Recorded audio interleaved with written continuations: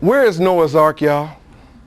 Here go an ark that 450 feet long, 75 feet high, 3 decks, 45 feet wide, and took 120 years to build. Whereas you can find cups and spoons and knives and all kinds of utensils, but you can't find this big ark. And it's comical on the Discovery Channel when they go search. What kills me is they actually look for this stuff. And watch it good now. Watch the History Channel. Watch the Discovery Channel. They never come up with nothing conclusive. Well, if the ark, it probably would have been if it was really in existence. This is the most likely and most probable place that it probably should have been if it was. It ain't never nothing solid. Because there's been many arks. I said I wasn't going to get fired up. I can't help it. Noah ain't nobody but Manu. That's all. They got the same story. Check out Manu. God told Noah to build an ark.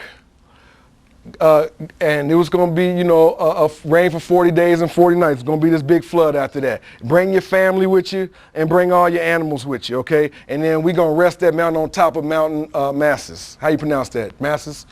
Masses or was it Moab? I think it was Masses, though. It didn't exist, man. Oh, well, okay, right. Okay. All right. See, we need to know these things so we can articulate this to the folks' paradigm who are obligated to defend, protect, and serve that paradigm. Once we let it go, watch us soar, watch us take off. Now let's look at Manu. Matsya told Manu to build a ship. This is all mythology. There was a flood after 7 days. They just changed the number and bring your family, bring your animals with you. And then we're going to rest on the Himalayan mountain. It never changes. But now, here's the thing. Why is it that we have all of these stories that are similar? And all of these people, Moses and all of these people that are similar? Well, because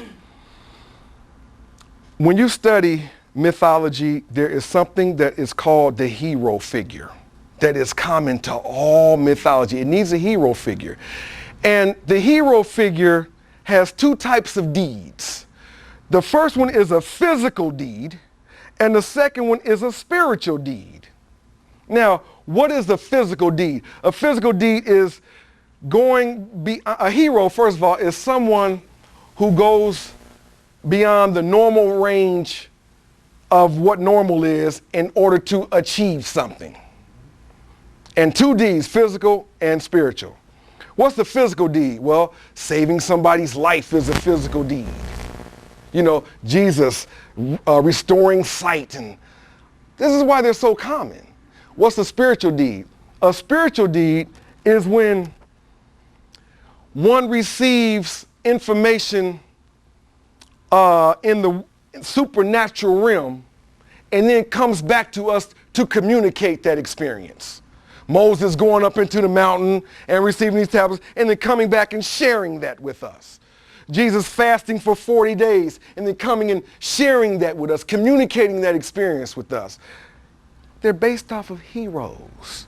You have to have a hero figure to give us an impotence to be heroic and to let us know that, we can do those things. This is why they're so common. Now, Moses is nobody but Sargon. There's Moses, there's Sargon. Okay, there's Moses, ain't nobody but Bacchus. Same person. There's Moses, there's Bacchus. Look at the beard. Got the same story. All right, here we go. Moses equals Sargon. Moses was born of a humble woman, placed in a basket along the river, became an important official, was a lawgiver, gained independence for his people, and was 1,550 years before Moses. I'm sorry, this was Sargon. Same story. All this happened to Moses. Okay? Moses is Bacchus. Now check out Bacchus' story. Bacchus was born in Egypt, was found floating on a river, Made water gush from a stone by striking it with a staff, just like Moses did. Wore 2 horns on his head. Wrote laws on 2 tablets of stone.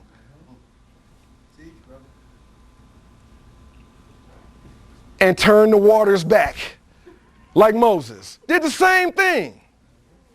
Now, Moses and Nemo. Moses also equals Nemo, which was a Babylonian tale. Nemo was a lawgiver. Nemo had tablets, received the tablets on the mountain of God. Moses equaled Meses, which was Syrian story. He was found floating on a river, and the laws were written on tablets of stone.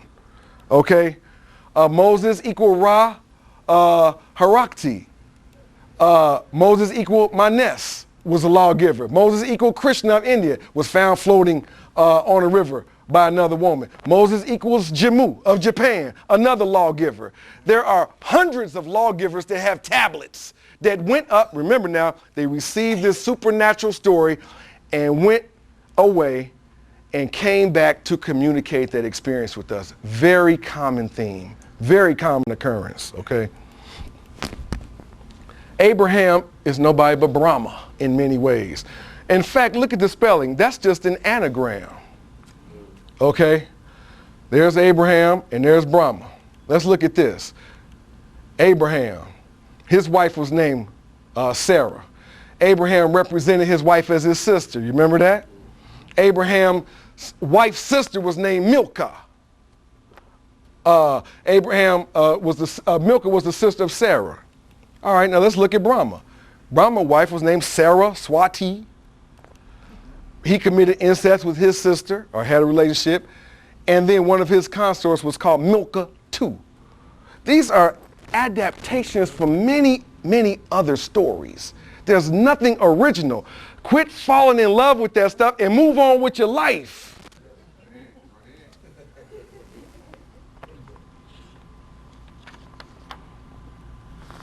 Now, what happens is, okay, Abraham, they had a Persian, was called the evil god. Look at that spelling. Abriman. That's another anagram. That's the Babylonians had a Brahma. You see, it just shifts words, and Saturn, the god of Saturn, had a son named Terah. That was Abraham. What was Abraham's name? A son name? Had a son named Terah. Or Terah. Was it his father? Look at that. They just steal stories. Okay? Now, what happens is, we love to say faith is evidence of things not, substance of things hoped for, evidence of things not seen. We live on that stuff. But when you tell the truth, you don't have to have all this faith. You can go to Egypt and find these things that are there, which preceded the Bible by thousands of years. Now, if the Bible is new, certainly it can produce some evidence of arks and stuff like that. It's newer. Here, Egypt is much older, and you can go there and it'll show you everything still in place. Me and Doc was having lunch today, and he was saying that a truckload of faith versus a handful of facts. A handful of facts is going to weigh more than a truckload of faith. They don't want to go on facts. You got to produce. So that's why they want to tell you, just have faith. That's just like, I may have mentioned this at the last lecture that I did here, but it's important to mention again, T. Rowe Price. What is their slogan? Invest with confidence. See? So if you invest with confidence, how can you invest with confidence in something that you know nothing about? See, if you get into real estate, I have a friend here, Glenn, raise your hand. Glenn, what's your last name? Gilkey, that's right. And this is Glenn Price. I've got 2 Glens in here. Glenn, raise your hand. Glenn, you have a recycling business. He has a plastic recycling business. A black man with a plastic recycling business in the environmental business. That's beautiful. I got a whole chapter in my book about littering and how ugly that is. Get with this brother afterwards and let him show you what he does and and patronize him and send folks to him and build that business up. But the one thing about it is, in order for him to have that plastic recycling business, for him to really know what he's doing, he had to study it. And as he studied it, he gained confidence with it. Well, we don't know anything about the Bible. That's why we need all this faith. We're not going on confidence, things that we really know. Canaan was a carpenter. So was Jesus was a carpenter. These are old stories. Ptah was called the Word. Now, they will try to propagandize their story online. You know, you got email, e-zines, e-everything, right? And I call them e-liars. And when you unscramble that, it's spelled Israel. That's just a little cute thing I did, you know. But now, are there any black Hebrew Israelites in here? Because I don't want to offend anybody. I don't want to start fighting. I'm 44, but I will fight. I promise you that. I got to stay at fighting weight. I ain't going to shoot you, but I'll fight you, though. I almost got into a fight. 6 of them jumped me in Brooklyn about a month ago. I just asked them a little simple question. And you know, in Brooklyn, they got the boots. I mean, they strapped. They look straight out the Hebrew Israelites. And I was by myself. And there was 6 of them. Now, let me just say a little word about that. I don't want to offend anybody. This is something to think about. Now, the black Hebrew Israelites that want to, you know, call themselves and claim that Israel story and all of that, they draw parallels. When you read Genesis chapter 15, verse 13, it talks about these people that would be taken in bondage and held and afflicted for 400 years. So we draw parallels with that. We can draw parallels from the suffering and affliction that the Israelites experienced. This is the genius of black folk. How we could take it and create our own hermeneutics and put our own spin and interpretation while we were enslaved and, you know, elevate us, you know, get empowered from those stories. But they ain't your stories, though. I understand why you did it. I'm looking back on hindsight. I never was enslaved physically. So I understand. But we don't have to keep holding on to that. They imprisoned the Hebrew Israelites. We can draw a parallel to that with all our brothers in prison. They had all types of conspiracies going on against the man-child of Israel. Okay? And the people of Israel were called a byword. What are we called? Niggas and Negroes, nothing that refers to no land. Okay? And they say that they're not Jews because they know that was just not a word back then. Okay, now, let me just explain why there needs to be, you know, they use this as their paradigm. What is their paradigm? Their paradigm is their model that forms the basis of what they believe. Okay? But let's just look at something. We need to do what? A paradigm shift. Because look, Hebrew Israelites, black Hebrew Israelites, first of all, number one reason why that just may be erroneous, the Bible is an unauthentic document. Israel became Israel after Jacob was wrestling with an angel all night and woke up, now I'm going to call you Israel. Okay, it's unauthentic. So you can't go in the book now and gather anything authentic from that and then claim that this is your story. It's unauthentic. Second thing, you cut your indigenous factor off. Raise your hand. How many people in here have ever read, ever heard, ever seen on television, anywhere that says that black people were not indigenous to Africa? You have. I have too. America, right? There you go. America, all right? Because we were here. That's a story they don't want to talk about either. We always want to claim this story. We were here. In fact, the oldest artifacts ever found was right here in America. But we're not going to go there. That's another lecture, okay? Let's stick to this. Let me rephrase it then, because you've obviously done some research, all right? Now raise your hand, all of y'all who have heard, read, seen anything that says the black folk were homeless. He raised his hand for anything. No, I'm just kidding. No, I know. Okay, now, we're wandering people in the same sense as that. Now, when you do that, when you take on that story, though, now I'm just saying, when you take that on, you cut your indigenous factor out. Even if you're the oldest, you had a land. You had land under your feet. You weren't knocking on nobody's door talking about, can I get in? You see what I'm saying? So now, if you call yourself a descendant of Abraham, you calling yourself a homeless person, and that your history was homeless. See, if God promised Abraham a home, if Abraham already had a home and then that home was lost, then God would have promised to give Abraham his home back. Don't say that. If I take a home from you, then, and you're without a home, God comes in and says, wait a minute, I'm going to promise to give your home back. So how is that our story then? When we haven't been homeless. We had a place.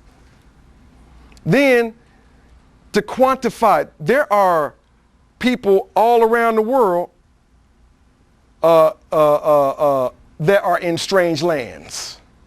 Jews all around the world, and they've been there for hundreds of years.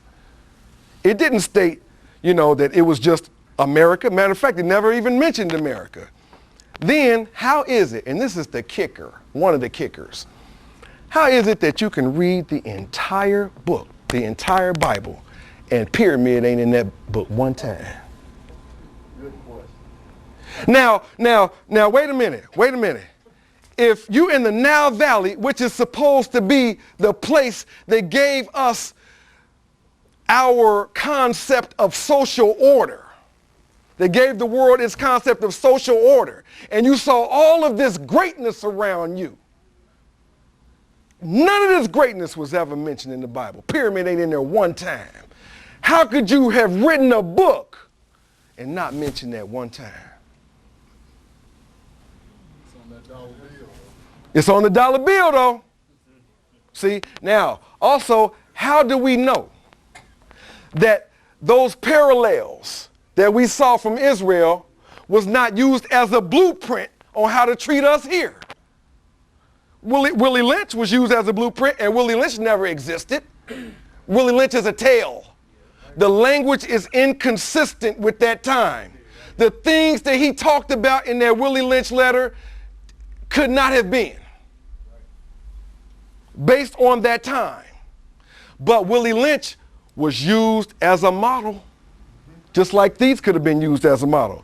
And then there was no people in 1300 called Hebrews, which was supposed to have been the period of the great Exodus. You can't go to Egypt and ask those people, is this your history? They don't know what you're talking about. There's nothing historical about that. Let's move on. And we're going to come to a, now here's the menorah, okay? There's a plant called the corymb. Look at that. Nothing about them is original. In fact, look at that. It's an inflorescent flowering of a plant. Was found in those parts of the world. They said that the menorah actually came from the burning bush, okay? But now, there's also a plant called the Moriah plant that looks very similar to that. The Star of David, all that is a pyramid and another upside down pyramid. They're storytellers, just like this Jaws and E.T. and Jurassic Park and what was that story, Lord of the Rings? They're just storytellers. Jews are the best storytellers that we have. Nobody can give an epic Hollywood blockbuster like a Jew. And the Bible is an extension of Hollywood. Hollywood is an extension of the Bible. All these epic Hollywood tales in the Bible. You got talking serpents and flaming swords, the Tower of Babel, Pillar of Salt, Lot's door. When the men tried to break in, they got turned blind all of a sudden. Jacob's ladder, Jacob wrestling, turned the name of Jacob into Israel, a burning bush, parting seas and quails. You know, when Moses ordered quails to come down, everybody started eating and all this. These are fantastic tall tales, and we get hung up in them and then are divided by them. We let them give us that paradigm when we don't have to take it. Moses, the brass serpent, Jordan River. Remember the river stopped flowing in Jordan. Then Jericho, they circled Jericho 7 times and the walls come tumbling down. And then I think it was Joshua who made the sun and the moon stand still.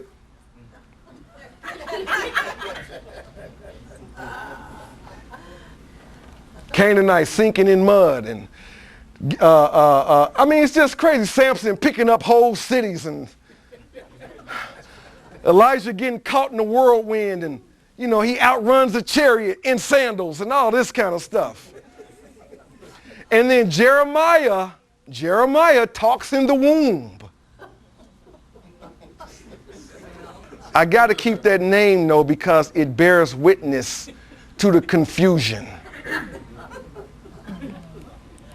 Angels all around. I mean, look, it's just, there's the Tower of Babel, the Pillar of Salt, the Moses and the bush. That's the cloud that guided them out of Israel, and Moses and the quails and David and the giant. These are epic tales.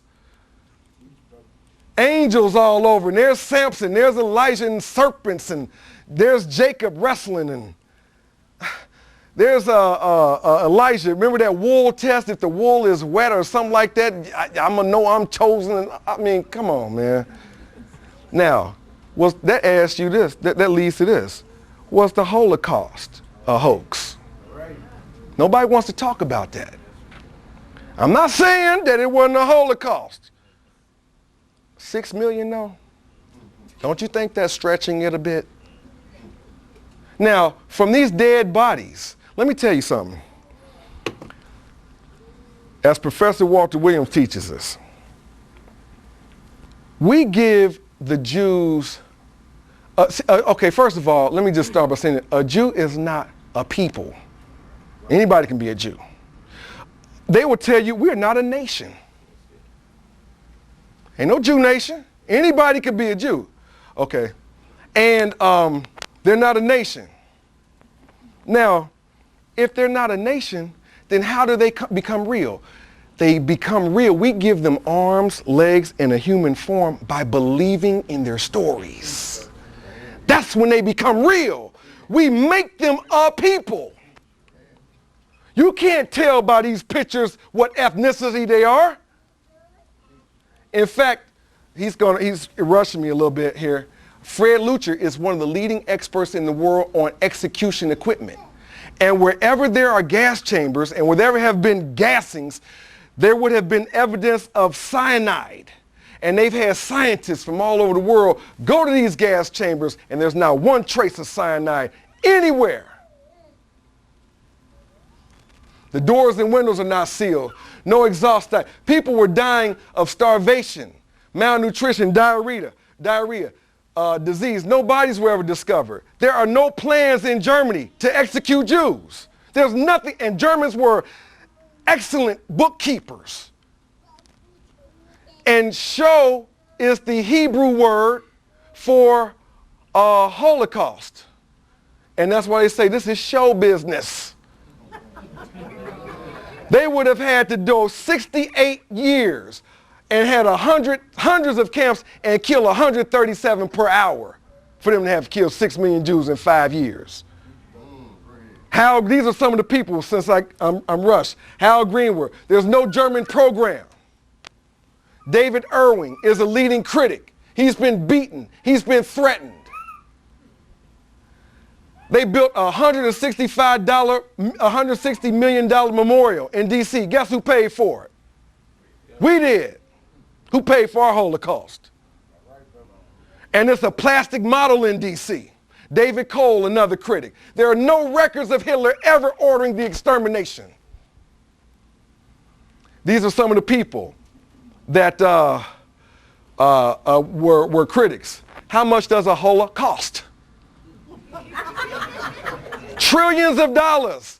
America have given Israel trillions of dollars. They give them more than $35 billion per year. And why? That's their reparations. They ain't necessarily smarter. They got money. Why? Because they played on our sympathy. You can't say nothing about a Jew. Oh, anti-Semite, anti-Semite. Okay, my little insignificant comment coming from a black man that don't have no money is going to shut a bank down, huh? Go shut one of your movie industries down. You know that don't have no bearing on you, but you got to holler sympathy to keep the game running. Like you're really offended. Ain't nothing going to shut down. You own the banks. You own the Federal Reserve. You big and powerful. Our little so-called anti-Semite comment ain't going to do nothing to y'all. And they always want to play the victim. But see, they cold-blooded. They powerful. Why? They stick to tradition. We don't do that. We got somebody else's paradigm. They said, damn it, this is our story, and we're sticking to it. And it works. Right, wrong, indifferent. Stick to it. That's the Holocaust Museum in D.C. Look at how the Bible and the bank are very similar. The Bible and the bank, they're both filled with other people's treasures. They're in overlapping cultures. They're the same culture of people. They're ideologically similar. The bank provides them, and the Bible provides their value. They need you to believe.